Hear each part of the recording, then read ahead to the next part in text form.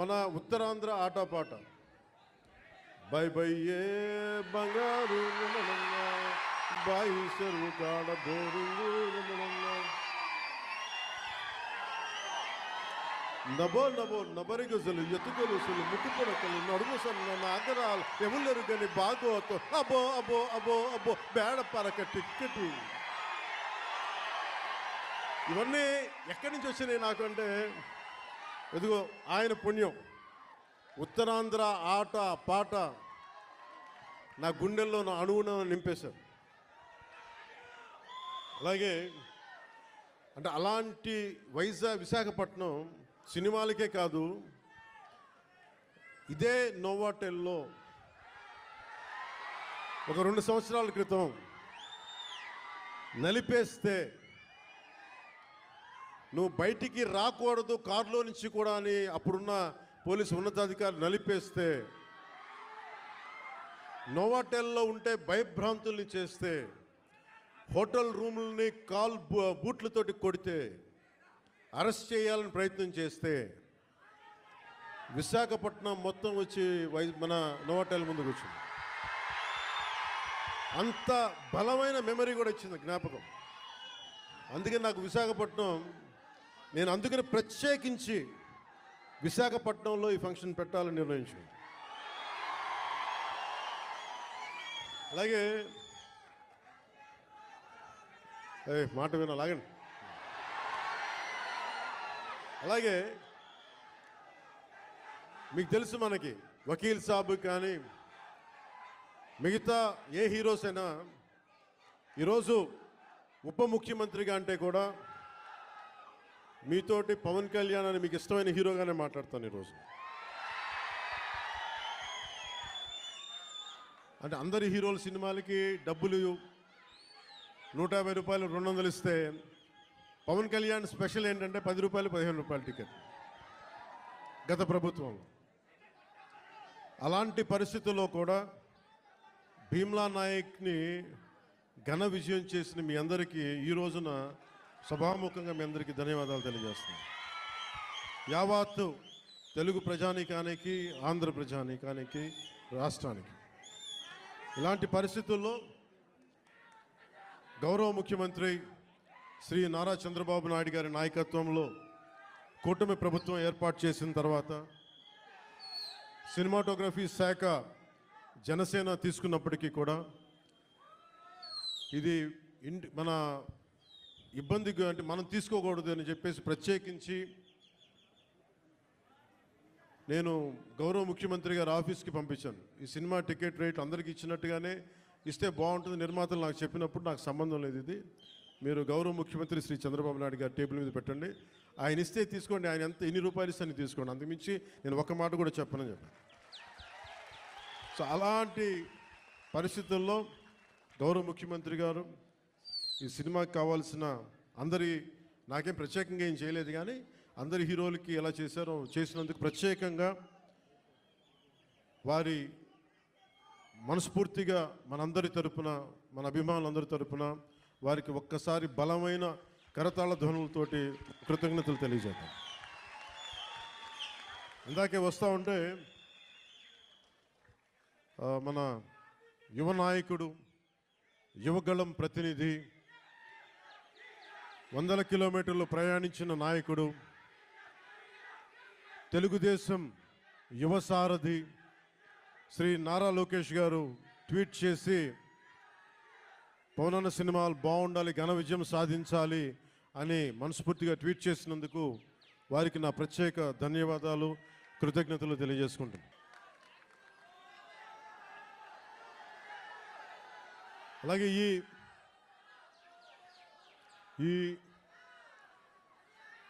ఈ ప్రమోషన్ ముఖ్యంగా ఒక నెల రోజులుగా ఇంటర్వ్యూల మీద ఇంటర్వ్యూస్ ఇస్తా, అంటే తన ప్రతి దానికి సినిమాకి ఒక ఆకర్షణతోటి ముందుండి సినిమాని ప్రమోట్ చేసిన శ్రీ మిస్ నిధి అగర్వాల్ గారికి మనస్ఫూర్తిగా నా కృతజ్ఞతలు తెలియజేస్తాను. ఈరోజు నేను మీ ముందుకు వచ్చాను ఇలాగా. నిన్న అన్ని ఏకదాటిగా పొద్దున్నుంచి రాత్రి 12 దాకా ఇంటర్వ్యూస్ ఇచ్చాను అంటే, అలాగే ఈరోజు మీ ముందు నిలబడ్డాను అంటే, ఆవిడ చేసిన పనికి నాకే సిగ్గొచ్చి మన సినిమాని మనం ప్రమోట్ చేసుకోకపోతే ఎట్లా? నేనేం నమ్ముతానంటే, ఇదివరకు సత్యానంద్ గారికి తెలుసు, ఎప్పుడు మన ఫోటో లేదు మీరు వేయచ్చు కదా అప్పుడున్న సినిమా పత్రికల్లో అంటే, మన సినిమా మన ముఖాలు ఎవరు వేస్తారని చెప్పి నేను అడిగితే, మీరు ఇంకా పెద్ద హీరోకి అసలు ఇంకా మీరు హీరో కాదు కదా, మీరు హీరో కూడా పెద్ద హీరో కాదు మీకు వేయమని చెప్పేవాళ్ళు. నాకు అది అలవాటు అయిపోయింది. పబ్లిసిటీ లేకుండా సినిమాలు అవటం, మీ గుండెల్లో మీరు పెట్టుకొని గెలిపించారని విజయం ఇచ్చారు తప్ప, నాకు ఎప్పుడు మీడియాతోటి మాట్లాడాలని కానీ నేను కోరుకున్నప్పుడేమో జరగలేదు. తర్వాత నాకు అలవాటు అయిపోయింది మీడియా లేకుండా సినిమాలు విజయం సాధించడం. సో అలాంటిది నేను చాలా చాలా ఆల్మోస్ట్ ఒక 96లో అక్కడమ్మ ఇక్కడపై షూటింగ్ సినిమా రిలీజ్ అయింది. సినిమా రిలీజ్ అయింది. ఆ రోజు నుంచి ఈ రోజు దాకా ఎప్పుడు నేను చాలా ఏదో ఒక ఆడియో ఫంక్షన్ చేయటం, ఎందుకంటే నాకు సినిమాని మీరు చూడండి అని చెప్పడం నాకు చాలా సిగ్గుగా ఉంటుంది, ఇబ్బందిగా ఉంటుంది. అలాగే మిమ్మల్ని ఓటు వేయండి అని అడగడానికి ఎంత ఇబ్బంది పడుతున్నాను, అలాగే నా సినిమా చూడడానికి చెప్పడానికి కూడా చాలా ఇబ్బంది. అందుకని నేను అంటే ఎప్పుడు నాకు ఇవ్వడమే తెలుసు కానీ నాకు అడగడం నాకు తెలియదు. ఒక డోలీలకి వెళ్ళే గ్రామాలకి రోడ్లు వాళ్ళు అడగకుండా నేను వేయించగలను. మన ప్రత్యర్థులు మన తిట్టిన పార్టీ సర్పంచులకు కూడా సమానంగా డబ్బులు పంచగలను ప్రతి సర్పంచ్కి.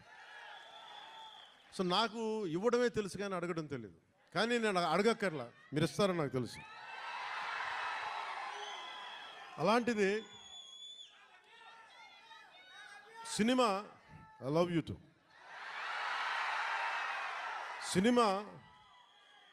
సినిమా ఎంత బలమైందంటే, అంటే నేను మీతోటి ఎందుకు పంచుకుంటున్నానంటే, ఇది సార్ మీరంతా కాళ్ళు నింపలేసి కొంచెం ఎక్కువసేపు మాట్లాడతాను మా వాళ్ళతో, కొంచెం చైర్స్ వేయకూడదు, చైర్స్ వేయండి పాపం. ప్రతిసారి నేను మాట్లాడుతూ ఉంటే నలిగిపోతూ ఉంటే కొంచెం ప్రశాంతంగా కూర్చుంటాను. కొంచెం చైర్స్ ఉన్నాయా? కొంచెం చైర్స్ వేయించండి. నించోవాలా?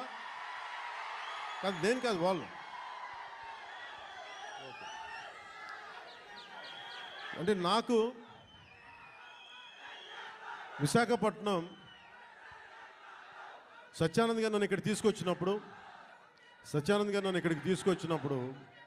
నాకు యాక్టింగ్ అంటే తెలియదు, యాక్టింగ్ ఓనామాలు తెలియదు. మీరు అలసిపోయిన తర్వాత మాట్లాడతాం, మీరు అరౌండ్ ఎంతసేపు అరుస్తాం. ఈ అరుపులు, ఈ ఉత్సాహం రేపు సినిమాలకు ఉంచుకోండి, మొత్తం అలసిపోతాం.